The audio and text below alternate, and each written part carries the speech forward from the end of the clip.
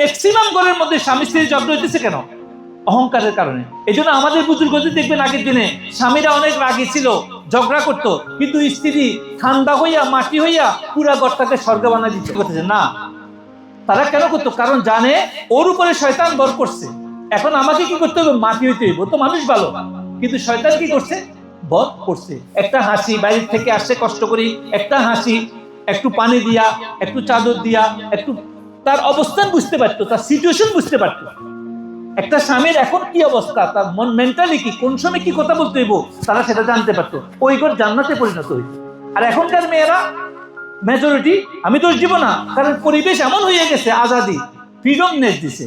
এই জন্য তারা কি করতেছে? প্রত্যেক ক্ষেত্রে মানে তারা মনে করে যে না, যদি আপনিও যদি শান্তি চান, আপনার জীবনে শান্তি চান, আপনার পরিবার জীবন শান্তি চান, তাহলে আপনি এই শিক্ষাগুলো নিতে হবে। যে কারণ হচ্ছে কি, তারা বাইরে থাকে, বাইরে বিভিন্ন মহলের লোকে চলে একটা পুরুষ, তো তখন নেগেটিভ যে এনার্জিটা আছে না, শয়তানি যে এনার্জি, সে যার লোক কাজ করে তার থেকেও তার মধ্যে, শরীরের মধ্যে ঢুকতে পারে। নেগেটিভ এনার্জি গুলো দেখা যায় না, যেগুলা শয়তানি শক্তি, এগুলা কি দেখা যায় না। এগুলা কি করে একটা মানুষের শরীরের মধ্যে আসতে পারে? এখন সে ওই মেন্টালি নিয়ে, ওই নেগেটিভ নিয়ে ঘরে আসছে, আসার পরে তার মধ্যে ওই নেগেটিভ মেন্টালিটা কাজ করতেছে।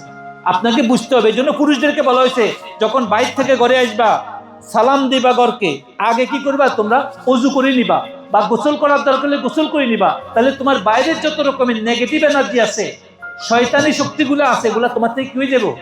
চলে যাবে। আল্লাহ রাসূল সাল্লাল্লাহু আলাইহি সাল্লাম যখন বাইরে থেকে, সফর থেকে আসতেন, তিনি প্রথমে মসজিদে অবস্থান করতেন, ওযু করতেন, নামাজ পড়তেন 2 রাকাত, তারপরে ঘরে আসতেন। তার আজকে আমাদের মধ্যে এগুলো নাই। বলছে পুরুষদেরকেও বলছে, তোমরা যখন বাইরের কাজ থেকে আসো, সারাদিন কাজের পরে আসো, মহিলাদেরকে বলছে পানি রাখো, ওযুর পানি। আজকে তো আমাদের সবকিছু কেন ওযুর পানি রাখতে বলছে? এই জন্যই বলছে, কারণ বাইরে যত নেগেটিভ তার মধ্যে আছে, টেনশন, পেরেশানি, বিভিন্ন রকমের থাকে না একটা মানুষের, এগুলা কি করে? এগুলা তার মধ্যে কাজ করে। আর ঘরে আসে যখন স্ত্রী, তখন বলে, এই তোমার ছেলে এটা করে নাই, আমাদের আজকে ঘরে এটা নাই, এই তুমি আমার ফোন ধরো নাই কেন, এই তুমি এটা করো নাই কেন, ওই শুরু হয়ে যায়। এবারে তার তো মেজাজ এমনি করো, শয়তান তো তার উপরে এমনি আছে, এই লাগছে, গেলুনি পরিবার ধ্বংস হইয়া।